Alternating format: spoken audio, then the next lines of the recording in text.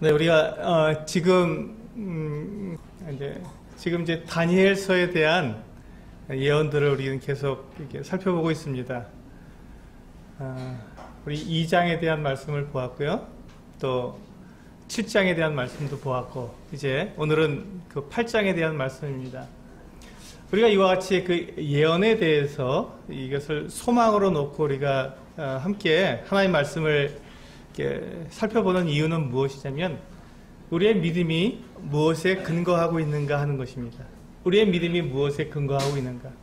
우리의 믿음이 나의 행실이나 나의 어떤 착함이나 나의 어떤 그런 헌신, 희생, 이런 것에 나의 믿음이 있는, 그 믿음이 놓여 있는 것이 아니라는 것입니다. 내가 또 나는 예수님의 그 십자가 보혈을 믿고 난 구원받았어 하는 게, 내가 구원받았다는 것을 확실히 믿고 있다고 해서 내가 그것이 나에게 믿음의 근거가 되지 않는다는 것입니다. 그건 자기 확신입니다. 우리의 믿음의 근거는, 제가 계속해서 그 소망에 대해서 말씀을 드리는 그 이유는 뭐냐면, 이 소망이 어디에서 나왔느냐는 것이죠. 우리가 스스로 만들어낸 것이 아니고 하나님의 약속에 있다는 것입니다. 하나님의 약속.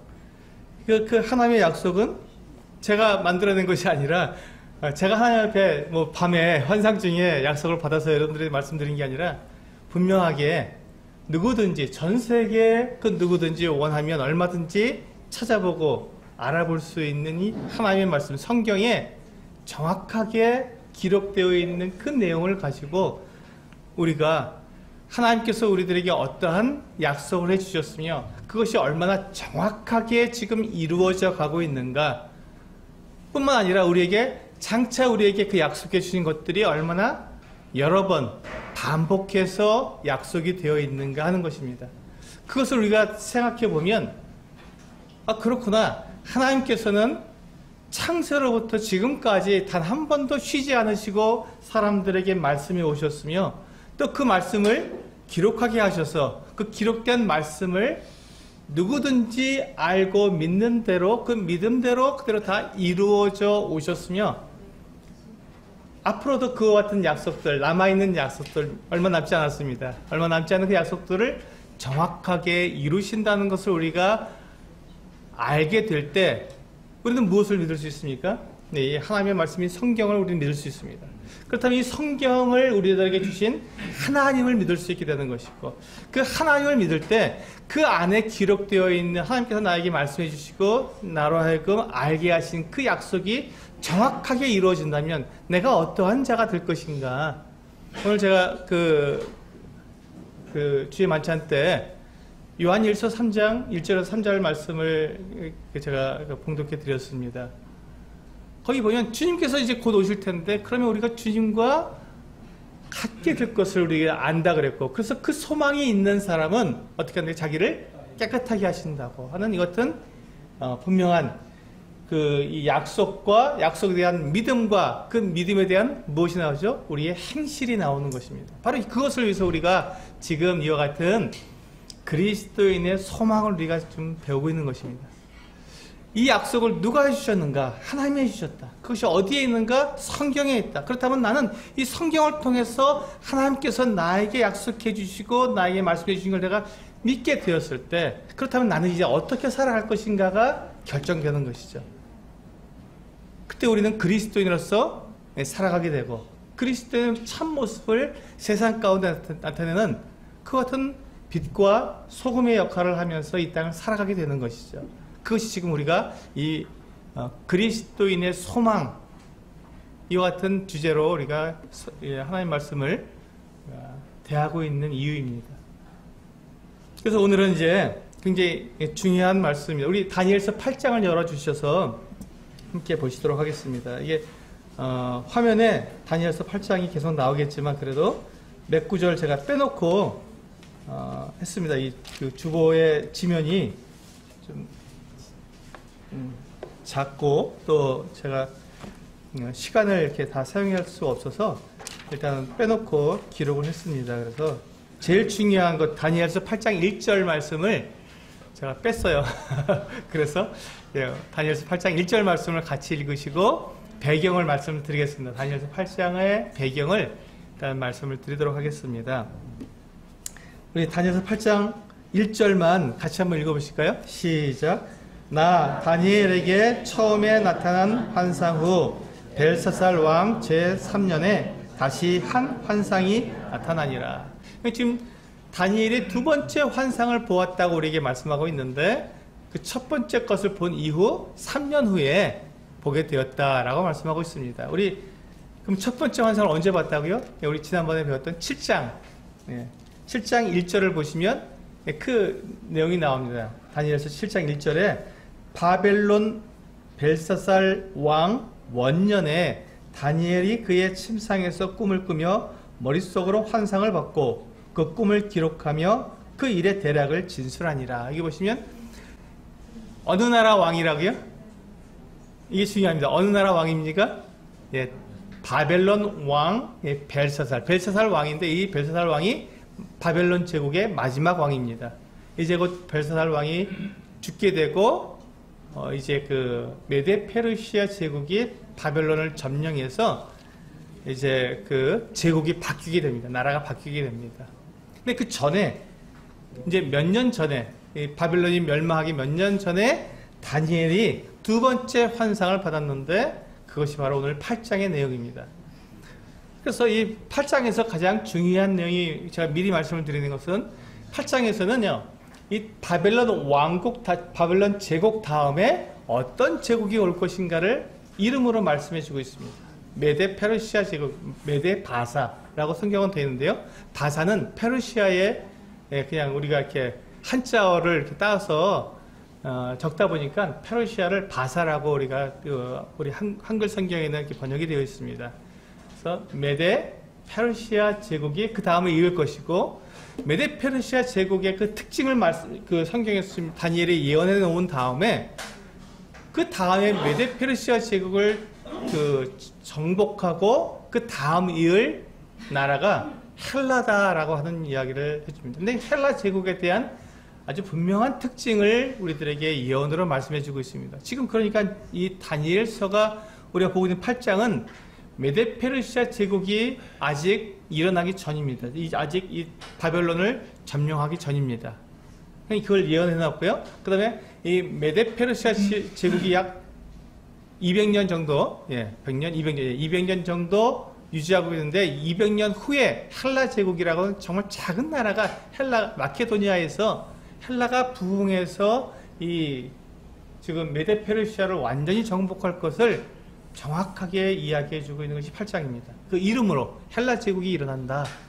그리고 그 헬라 제국이 누구로부터 시작되냐면 알렉산더 대왕으로부터 시작하는데 그 알렉산더 대왕에 대한 특징을 정확하게 말해준 다음에 알렉산더 대왕이 일찍 죽고 네 나라로 나뉘게 되는 것까지 정확하게 8장에서 말씀해주고 있습니다. 그리고 이제 그 뒤로 넘어가서 9장에서는 일곱 이레에 대해서 말씀해 주시고 10장, 11장, 12장에서는요 이 헬라 제국의 네 나라 중에서 셀루키드 왕국이라고 하는 그 왕국의 아주 그냥 그 네 번째 그 왕인 이 안티오코스 4세 에피파네스라고 하는 이 정말 악한 왕이 일어나서 이스라엘을 완전히 괴롭히는 그 같은 모습까지 아주 굉장히 상세하게 기록해 놓았습니다. 정말 놀라울 정도로 그렇게 기록해 놓았습니다. 그래서 그 내용까지 우리가 살펴보면 다니엘서가 다 끝나게 되고 그 다음에 요한계시록에서 마지막 우리들의 소망에 대해서 살펴보고 25번으로 이 그리스도의 소망을 맞춰보려고 합니다. 근데 우리가 방금 지금 다니엘이 지금 이 두 번째 환상을 받았는데 그것이 어떤 배경이었냐면 아직 바벨론 제국이 멸망하기 전에 바벨론 제국 마지막 왕인 벨사살 제3년에 이 환상을 받았다고 기록해 놓고 있습니다. 어떤 환상이었냐면 우리 3절과 4절 같이 읽어보시겠습니다. 시작. 내가 눈을 들어 본즉 강가에 두 뿔 가진 순양이 섰는데 그 두 뿔이 다 길었으며 그중 한 뿔은 다른 뿔보다 길었고 그 긴 것은 나중에 난 것이더라. 내가 본즉 그 순양이 서쪽과 북쪽과 남쪽을 향하여 받으나 그것을 당할 짐승이 하나도 없고 그 손에서 구할 자가 없으므로 그것이 원하는 대로 행하고 강하여졌더라. 여기 보시면 우리 계속해서 이렇게 환상의 어떤 동물이나 이런 신상이나 이런 것으로 우리 하나님께서 사람들에게 말씀해 주시는 것을 볼 수 있습니다. 근데 왜 그렇게 하실까요?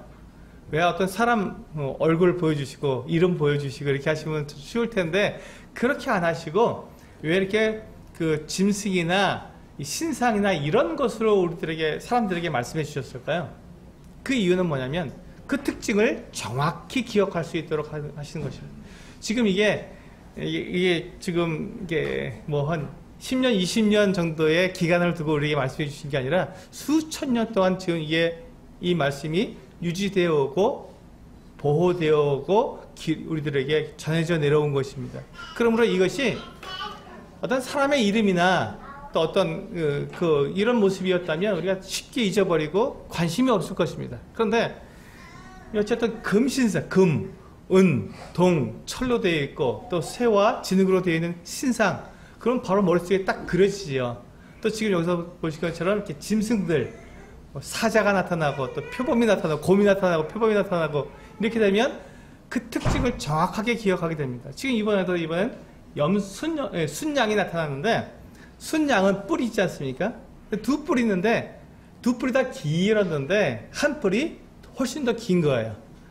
그 뿔은 그 나라의 왕을 말합니다. 왕을. 그러니까 뿔이 있는데 이 뿔이 한 순양이 나타나는데 순양은 메데 페르시아를 말하고 있고요. 그리고 두 뿔이 있다. 근데 하나는 메데 왕이고 하나는 페르시아 왕인데 페르시아 왕이 훨씬 더 강하고 큽니다. 그래서 이 페르시아가 메데를 정복해 버립니다. 그리고 잠시 동안만 메데 페르시아라고 하는 이름을 썼다가 나중에 메데를 지워버리고 페르시아만 이름을 쓰게 됩니다. 근데 이 메데 왕국이 더 먼저고요. 페르시아 왕국이 나중입니다. 그러니까 나중에 나온 뻘이 더 길었다 하고 되어 있지 않습니까? 그만큼 더 힘이 세고 권력이 더 컸던 것을 우리는 여기 말씀해 주고 있는 것을 볼 수가 있습니다.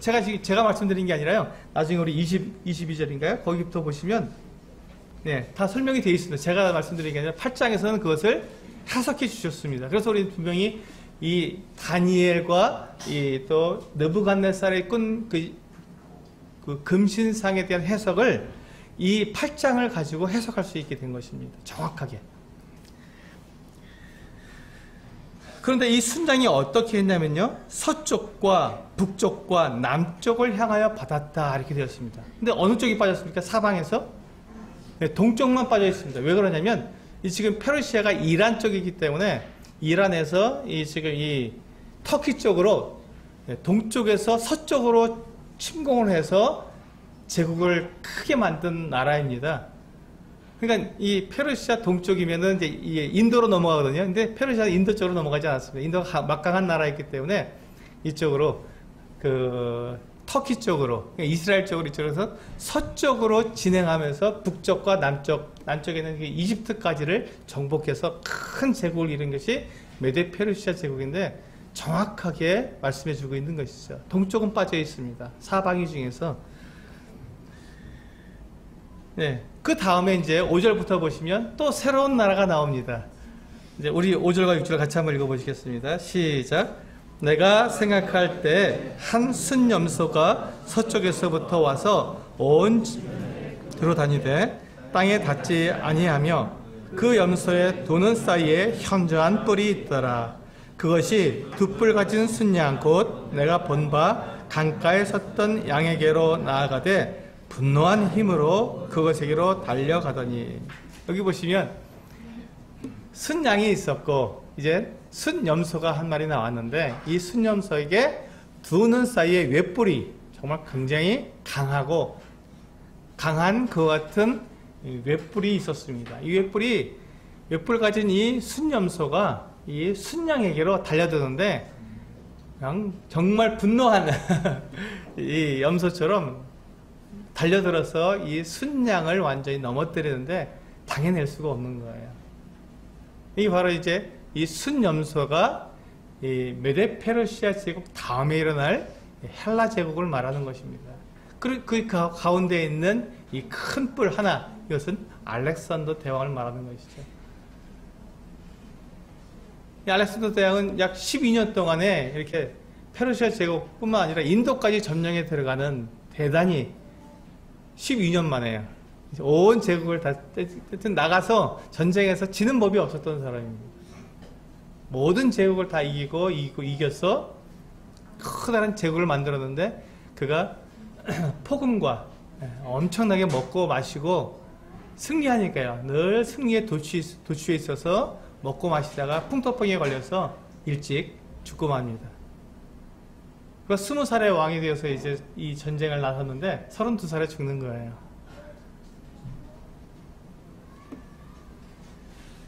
이제 그것이 여기 나와 있죠. 우리 7절과 8절 한번 보실까요?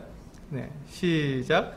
내가 본즉 그것이 순양에게로 가까이 나아가서는 더욱 성내어 그 순양을 쳐서 그 두 뿔을 꺾으나 순양에게는 그것을 대적할 힘이 없으므로 그것이 순양을 땅에 엎드러뜨리고 짓밟았으나 순양을 그 손에서 벗어나게 할 자가 없었더라.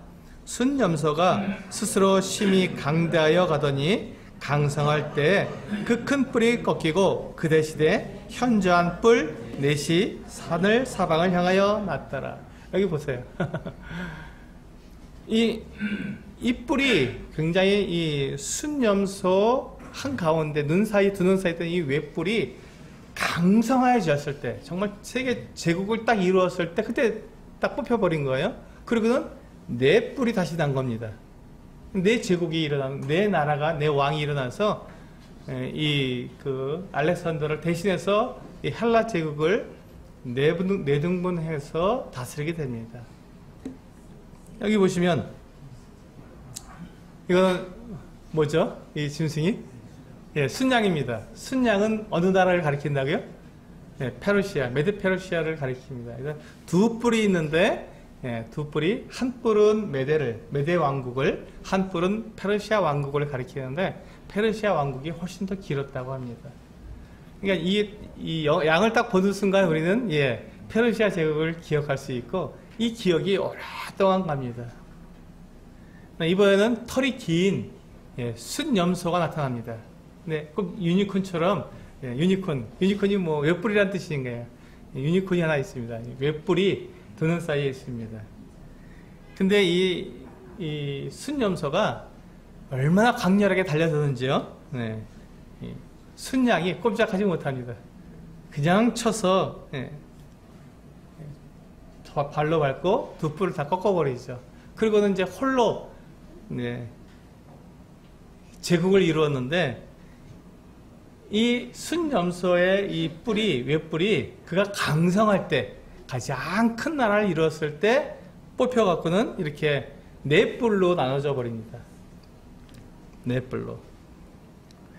그런데 이제 여기서요, 아주 굉장히 가장 중요한 내용이 나옵니다. 이게 뭐냐면, 지금 하나님께서 이스라엘 백성들에게 이 말씀을 하시는 이유가 뭐냐면, 마지막에 될 일들, 저 맨 끝에, 지금 이 이스라엘 나라의 끝이 아니라 이 인류의 맨 끝에 될 일들에 대해서 말씀해 주시기 위해서 지금 이렇게 지금 예를 들어서 설명해 주고 있는데, 우리가 방금 보았던 이 뿔이 뽑히고 네 뿔이 나오는데, 네 뿔 중에 거기 한 뿔에서 작은 또 한 뿔이 나오는데, 이 뿔이 엄청 커져서 이스라엘 나라를 정복하고 그 나라를 괴롭히는데, 아주 그냥 하나님께서 정말 미워하실 정도로 그렇게 이 이스라엘 나라를 괴롭힙니다.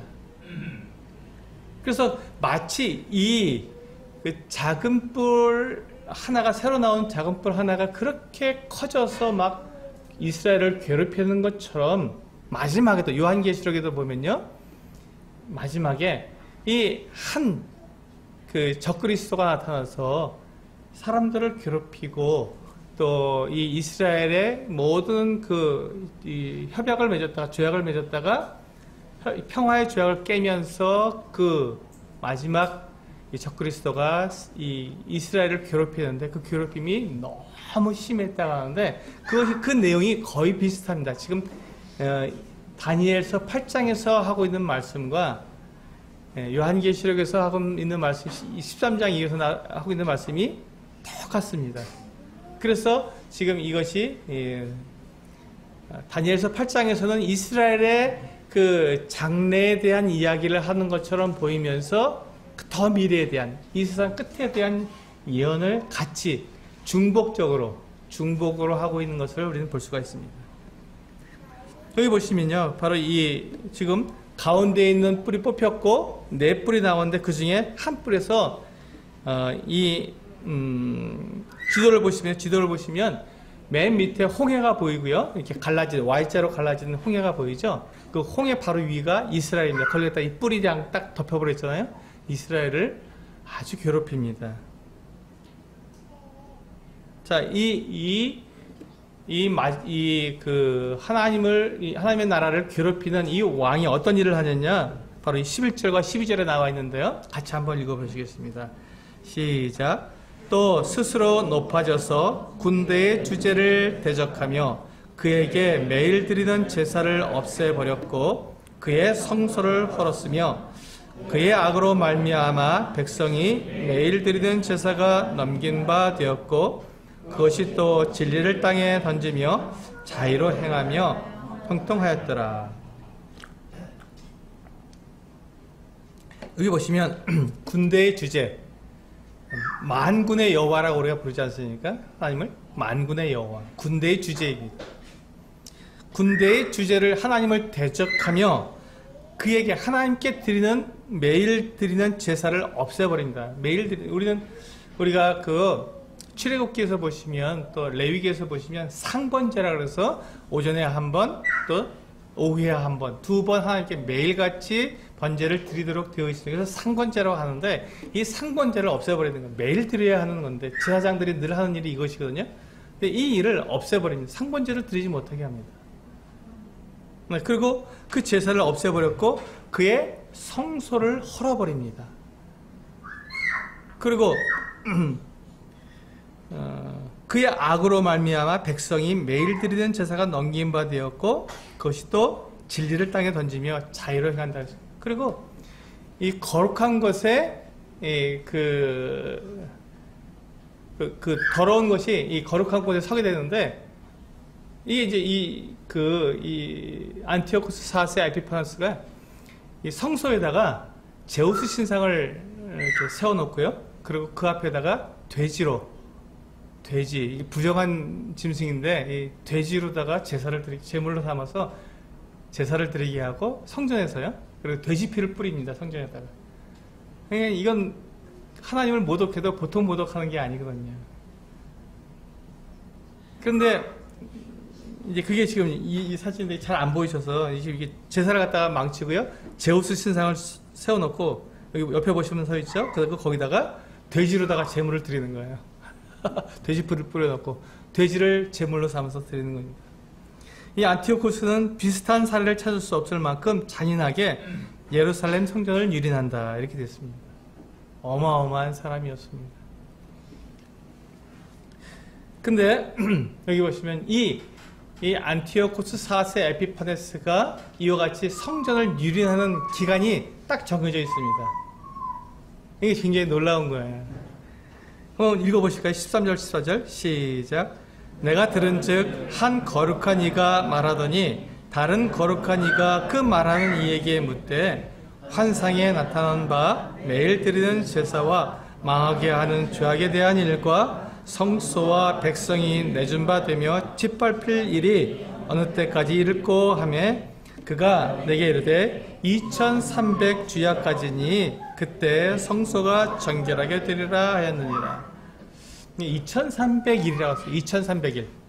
2300 주야로 되어 있기 때문에 이것은 연으로 계산할 수 없고 이것은 한 날로 계산하게 됩니다. 2300일입니다. 2300일이면 1년이 360일로 그때는 계산하고 있었습니다. 1년이 360일이니까 6년쯤 조금 넘습니다. 6년 조금 넘는데 그 6년 조금 넘는 기간 동안에 이 안티오코스 4세 에피파네스가 이스라엘을 유린하고 완전히 다 성소를 갖다가 회파하는 이와 같은 일이 있는데 그게 이렇게 계산해 보니까 주전 이 안티오코스 에피파네스가 주전 171년에 이제 시작을 합니다. 그리고는 주전 164년에 그 마카비 형제들이 이 안티오코스를 이기고 그 다음에 이 성전을 깨끗하게 하는, 그래서 수전절, 전을 깨끗하게 만들었다 수전절이라고 하는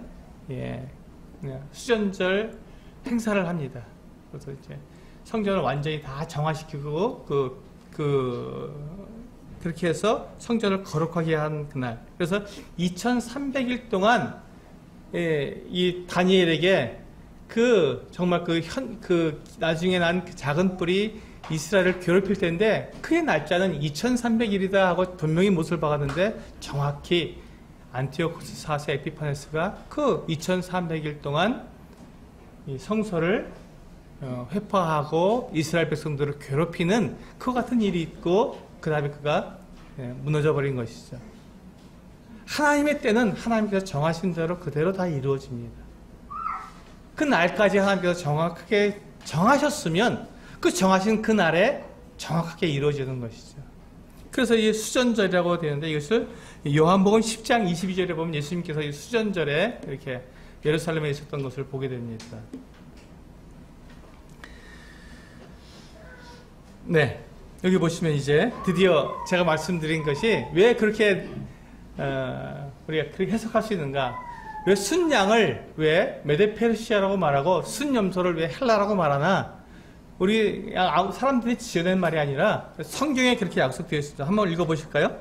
19절부터 21절까지 시작. 이르되 진노하시는 때가 마친 후에 될 일을 내가 내게 알게 하리니 이 환상은 정한 때 끝에 관한 것임이라. 내가 본 바 두 뿔 가진 순양은 곧 메대와 바사 왕들이요 털이 많은 순염소는 곧 헬라 왕이요 그의 두 눈 사이에 있는 큰 뿔은 곧 그 첫째 왕이요. 첫째 왕이라고 분명히 말씀하고 있습니다. 그래서 이 순양은 메데 페르시아를 말하고 있다는 것을 제가 말씀드린 거고 그 다음에 헬라가 일어날 것이다. 근데 그 웹뿔이 바로 그의 첫 번째 왕이 바로 알렉산더니까요. 알렉산더를 말하고 있다는 것을 우리는 분명히 알 수 있는 것입니다. 지금 이게 이렇게 된 것이죠.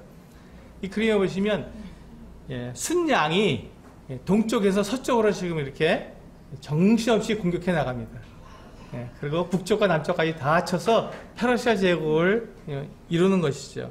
그때 이제 순염소가 나타납니다. 웹불 잘린 순염소가 나타나서 이 순양을 무너뜨리고 그리고 이제 그 순염소의 그 웹불이 부러지고 네 나라로 바뀐다는 것이죠. 여기 보시면 그 네 나라로 나눈다는 게 이렇게 해석해 주고 계십니다.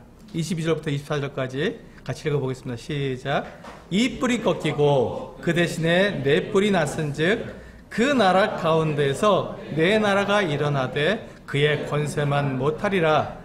이 네 나라 마지막 때에 반역자들이 가득할 즈음에 한 왕이 일어나리니 그 얼굴을 뻔뻔하며 속임수에 능하며 그 권세가 강할 것이나 자기 힘으로 말미암은 것이 아니며 그가 장차 파괴 행위를 하고 자의로 행하여 형통하며 강한 자들과 거룩한 백성을 멸하리라. 거룩한 백성 이스라엘 백성들을 멸한다는 것을 보여주고 있습니다. 그게 지금 이렇게 네 나라로 나뉘는 거죠. 헬라 제국이 알렉산더 대왕이 죽고 난 다음에 카산드라 왕국, 셀루커스 왕국, 리시마커스 왕국, 톨레미 왕국 이렇게 나눠졌습니다. 근데 여기서 이제 맨 동쪽에 있는 리시마커스 왕국은 셀루커스 왕국에 바로 얼마 안 돼서 바로 이게 점령이 돼서 많은 역사가들이 헬라가 네 나라로 나뉜다 그랬는데 네 나라가 아니라 세 나라로 나뉘었는데 왜 네 나라를 하느냐 하고 자꾸 이렇게 비평을 했습니다.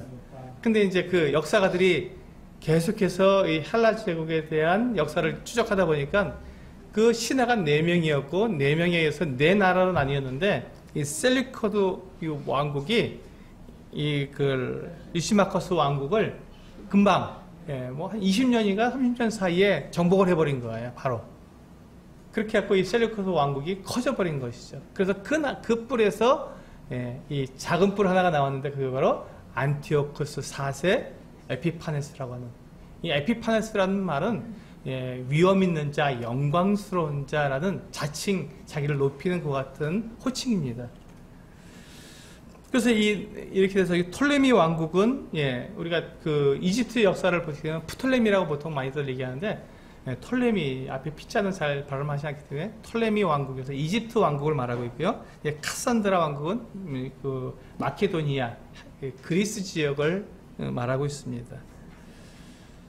여기 보시면 이렇게 이 한 뿔이 이 안티오쿠스 4세 에피파네스가 이스라엘까지 완전히 점령해서 이 동쪽을 다 점령해서 큰 나라를 이루면서 이스라엘을 괴롭히는, 그런데 놀라운 게 하나가 있죠. 25절의 마지막에 그렇다면 그 나라가 어떻게 될 것인가. 근데 25절에 보면 그 나라에 대한 결국을 말씀해 주고 있습니다. 그 안티오쿠스 4세 에피파네스가 이스라엘을 괴롭히는 날짜가 정해졌다 그랬죠. 며칠 동안이라고요? 2300일 동안밖에 못하는 거예요. 6년 조금 더 넘게. 그때만 괴롭힐 수밖에 없는 것입니다. 그 다음에 25절에 보시면 그가 꾀를 베풀어 제 손으로 속임수를 행하고 마음에 스스로 큰 채하며 또 평화로운 때에 많은 무리를 멸하며 또 스스로 서서 만왕의 왕을 대적할 것이나 그가 사람의 손으로 말미암지 아니하고 깨지리라. 이게 참 놀라운 거예요. 나중에 제가 10장, 11장, 12장 할 때 이 안티오쿠스 4세 에피파네스가 어떻게 죽는지 말씀을 드릴 겁니다. 그래서 이제 우리가 이 그림을 좀 익숙해지셨어야 되는데 조금 어렵더라고요. 제가 자꾸 보여드리지만 익숙해지시라고 보여드리지만 좀 어려워서 제가 새로운 그림을 하나 더 이렇게 만들어 봤습니다. 여기 보시면 다니엘서 해서 지금 초록색 막대가 보이죠? 위에 맨 위에 1장, 2장, 3장, 4장, 5장, 12장까지 되어 있고요. 2장에서는 느부갓네살 왕이 봤던 금신상이 보이고 7장에서는 다니엘이 봤던 네 짐승의 모습이 나오고요. 지금 8장에서는 두 짐승의 모습이 나오죠. 이게 그렇게 해서 우리가 옆으로 쭉 가 보니까 11장, 12장에서는 그것이 바로 페르시아의 능력 있는 왕 이 알렉산더에 대해서 굉장히 자세하게 말해줍니다. 그리고 그 밑에 네 나라로 나뉘게 되고 안티오쿠스 에피파네스라고 하는 왕이 얼마나 괴롭힐지에 대해서 정말 상세하게 설명해주고 있습니다. 그런데 그들의 맨 마지막에 어떻게 된다고요? 여기 보시면 신상 바로 옆에 보면 사람의 손으로 앉고 뜨인 돌이 그 쇠와 진흙으로 된 발과 발가락을 쳐서 부서뜨리면 어떻게 된다고요? 마치 그 결을 이렇게 그 키를 까부를 때 겨가 날아가듯이 싹 사라져 버린다고, 흔적도 남지 않는다고 말씀하셨는데 바로 그것처럼 지금 이 헬라와 또 그 헬라 제국에서 나온 그 네 나라 중 셀레큐드 왕국의 안티오쿠스 4세 에피파네스가 비록 그가 아무리 그 하나님을 대적한다 해도 하나님께서 그를 치실 것이며 그것이 마지막에 요한계시록 13장 이에 보면 그 나타날 적그리스도에게 정확하게 적용이 된다는 것입니다. 똑같이 이루어진다는 것이죠. 우리 그것을 다니엘서 2장에서 이와 같이 말씀하고 있죠. 44절 같이 읽어보실까요? 시작. 이 여러 왕들의 시대에 하늘의 하나님이 한 나라를 세우시리니 이것은 영원히 망하지도 아니할 것이요 그 국권이 다른 백성에게로 돌아가지도 아니할 것이요 도리어 이 모든 나라를 쳐서 멸망시키고 영원히 설 것이다. 이 다니엘서 2장의 그 금신상에서 우리가 본 내용입니다. 마지막에 그 뜨인 돌이 타산을 이루어서 영원한 나라를 이루는 것을 말씀할 때 지금 하신 말씀입니다. 하나님께서는 지금 이 나라를 세우실 계획을 가지시고 지금 이스라엘 백성들에게 너희가 지금은 이러이러한 나라들의 식민지가 되어서 괴롭힘을 당할 것이지만 내가 너희들에게 이 영원한 나라, 이 천년왕국입니다. 이 천년왕국을 너희들에게 만들어주마. 두려워하지 말고 기다리고 하나님을 믿으라고 그렇게 믿음을 말하기 위해서 그들에게 이 약속을 해주신 겁니다. 이 언약을 해주신 거예요. 그리고 45절에 보시면 2장 45절 같이 한번 읽어보실까요? 시작. 손대지 아니한 돌이 산에서 나와서 쇠와 놋과 진흙과 은과 금을 부서뜨린 것을 왕께서 보신 것은 크신 하나님이 장래일을 왕께 알게 하신 것이라. 이 꿈은 참되고 이 해석은 확실하니이다 하니. 똑같죠. 지금 8장에서도 사람의 손으로 아니하고 이 강한 왕, 이 얼굴이 뻔뻔하고 정말 부끄러움을 모르는 이 왕의 이 악한 행실들을 사람의 손으로 아니하고 멸하시겠다고 하신 것처럼 바로 이렇게 되는 것이죠. 그래서 우리가 바로 이와 같은 장면들을 그림으로 보았죠. 또 다니엘 7장에서도 똑같은 말씀이 나옵니다. 한번 7장 26절과 27절 같이 읽어보시겠습니다. 시작.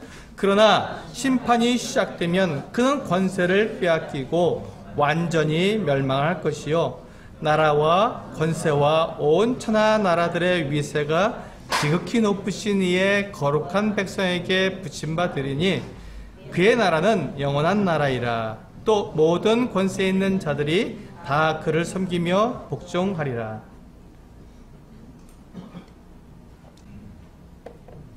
하나님께서 지금 이 다니엘에게 이 같은 그 환상을 보여주시고 우리들에게까지 그 예언을 말씀해 주시는 딱 한 가지 목적은 하나님께서 온 세상을 다스릴 천년왕국 그리스도가 다스리는 그 나라를 세우실 것이라는 약속입니다.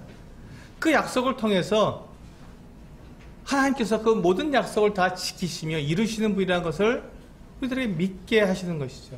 그렇게 하기 위해서 하나님께서는 예언을 말씀하셨는데 지금 바벨론 제국과 그 다음에 일어날 메데페르시아 제국, 그 다음에 헬라 제국, 그 다음에 로마 제국, 이와 같은 제국들이 쭉 일어날 것을 말씀해 주셨는데요. 그 다음에는 없죠. 그 다음에 제국이 없었습니다. 로마 제국 이후에는 없습니다. 정확하게 인류의 역사를 정확하게 말씀해 주시고 또 거기에서 어떤 왕이 일어날 것이며 그 왕이 어떤 일을 행할 것인지를 정확하게 예언해 주십니다. 그렇다면 근데 그것이 지금 후대에 지금 몇천 년이 지난 지금 우리가 이 시대에 많은 역사가들이 많은 그 같은 역사의 그런 흔적들을 되짚어 봤을 때 성경에서 말씀하고 있는 내용과 정확히 일치하고 있다는 것은 이건 그 누구도 부인할 수 없는 내용입니다. 그러니까 이 하나님의 말씀이 얼마나 정밀하고 완전한지 우리는 금방 알 수 있는 것입니다. 너무 정확한 거죠. 그렇다면 우리가 이 성경, 우리가 지금 읽고 있고 우리가 보고 있는 이 성경을 우리가 믿을 수 있느냐 하는 것입니다. 이 성경을 믿을 수 있느냐? 성경의 모든 내용들이 정말 하나님께서 성령의 감동을 통해서 사람들에게 쓰게 하신 것이 맞느냐 할 때 우리는 이와 같은 내용들, 우리가 지금 배우고 있는 이 예언들, 우리의 소망들을 배우게 될 때 너무나 확실하기 때문에 이 세상 그 어떤 예언가가 그렇게 예언할 수 있겠습니까? 어떤 지혜자가 이와 같은 것들을 그렇게 미리 앞으로 될 일들, 수백 년 후에 일어날 일들을 어떻게 정확히 알아서 그것을 예언할 수 있겠습니까?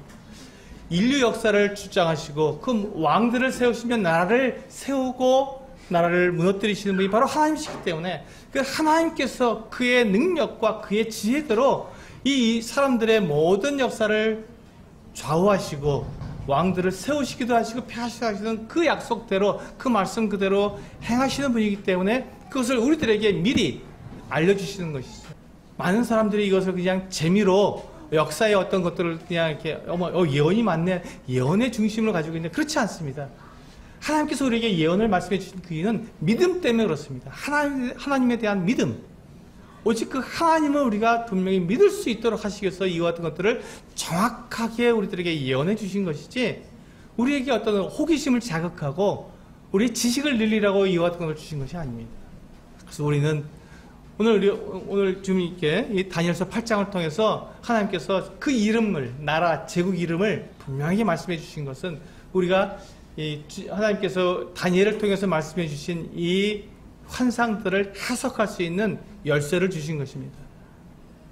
그래서 학자들이 아무 부담 없이 그 느부갓네살 왕이 본 그 신상에 금머리는 바벨론이고 그 다음에 은으로 된 그 이 가슴 부분은 메데 페르시아고 노스로 된 배와 너쪽다리는 이 팔라 제국이고 쇠로 된 부분 두 다리는 로마 제국이다 하고 그냥 정말 아무도 그건 부인할 수 없이 그대로 다 모두가 동일하게 이야기하고 있는 내용입니다. 왜? 8장에서 해석해 주셨기 때문에 그렇습니다. 그래서 우리는 이 말씀을 가지고 우리는 예언을 다 해석할 수 있습니다. 아, 하나님께서 이렇게 주셨구나. 그리고 이제 9장에서는 그 시간표를 우리는 거기서 나눠볼 수 있게 됩니다.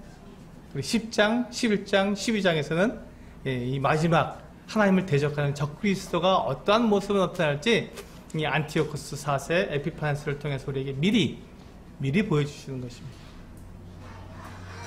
그러니 우리가 이것을 통해서 하나님의 말씀을 분명히 믿을 수 있고 그 믿음 가운데 우리의 이 소망이 흔들리지 않은 상태에서 우리는 살아갈 수 있는 것이죠. 이것이 바로 우리의 소망입니다. 하나님께서 이 천년왕국을 약속대로 세우신다면 우리의 소망인 예수 그리스도께서 다시 오셔서 우리를 공중에서 우리를 영접해서 주님과 함께 영원히 살게 될 그 마지막 공중에 들림받는 그 모든 것들도 정확하게 약속대로 이루어질 것을 우리 소망하기 때문에 우리는 이 땅에서 어떠한 삶을 살든지 우리가 어떠한 환경에 있든지 어떤 처지에 우리가 놓였든지 전혀 두려워하지 않고 예수 그리스도 그분을 믿으며 우리에게 주신 이 거듭남, 이 구원의 이 약속을 우리가 믿고 담대하게 살아가는 것입니다.